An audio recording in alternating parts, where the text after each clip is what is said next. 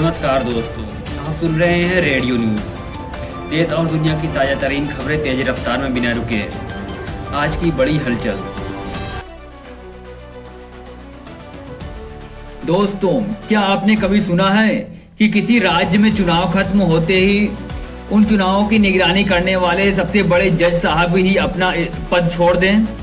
क्या ये सिर्फ एक इत्तेफाक है या लोकतंत्र के पर्दे के पीछे कोई बहुत बड़ा खेला हो गया है? बंगाल चुनाव 2026 के नतीजे आ चुके हैं, सरकार बन चुकी है, लेकिन जो खबर मीडिया के कैमरों से दूर है वो आज हम आपके सामने लाएंगे। और नए रिटायर्ड जजों का एक पैनल को लीड करने वाले जस्टिस टी.एस. शिवगणम का अचानक इस्तीफा देना कई गहरे सवाल छोड़ गया है। आज के इस वीडियो में हम डिकोड करेंगे उन आंकड़ों को जो बताते हैं कि जहां वोट कटे वहीं कमल खिला।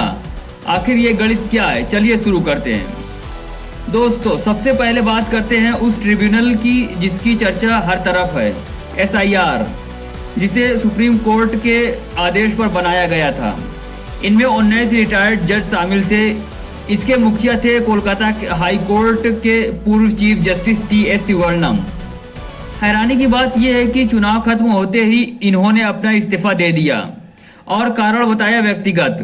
अब सवाल यह है कि जिस जज को खुद सुप्रीम कोर्ट ने जिम्मेदारी दी थी, जिनकी नियुक्ति को अभी कुछ ही महीने हुए थे, उन्होंने अचानक अपनी अंतरात्मा की आवाज क्यों सुनी?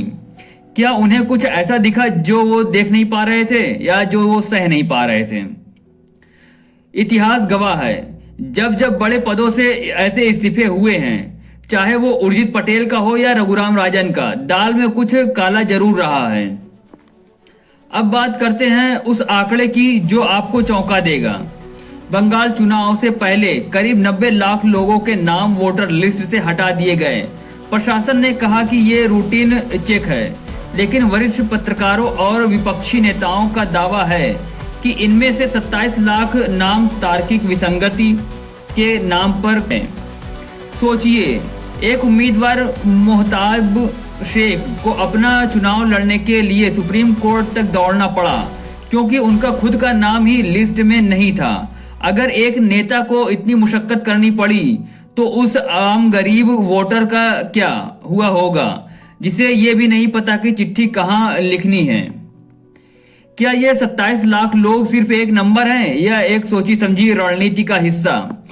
दोस्तों, सुप्रीम कोर्ट के दिग्गज वकील कपिल सिब्बल ने भी कुछ ऐसे आंकड़े रखे हैं जो इस पूरी कहानी को नया मोड़ देते हैं।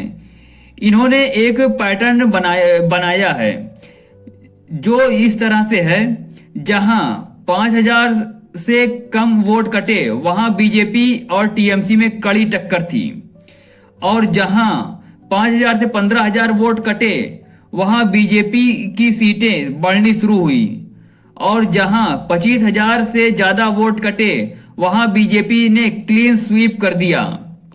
क्या यह सिर्फ एक संयोग है कि जहां सबसे ज्यादा नाम कटे गए वहीं एक खास पार्टी की जीत का मार्जिन और सीटों की संख्या सबसे ज्यादा रही?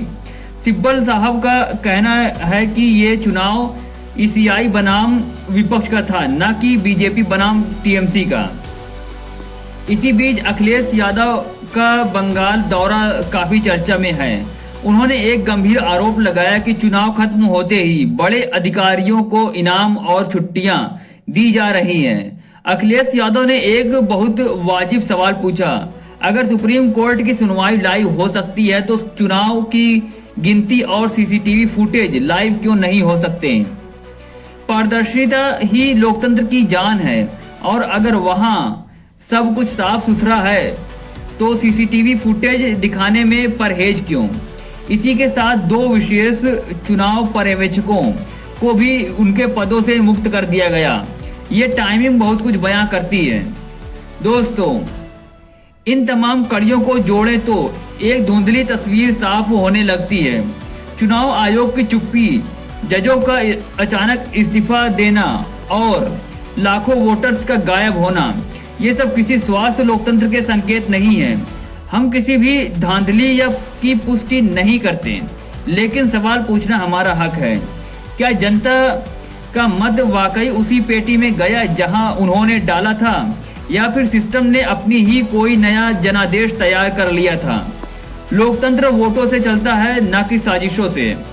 अगर आज बंगाल की इन आवाजों को दबा दिया गया तो कल ये आपके शहर की भी बारी हो सकती है। आप क्या सोचते हैं?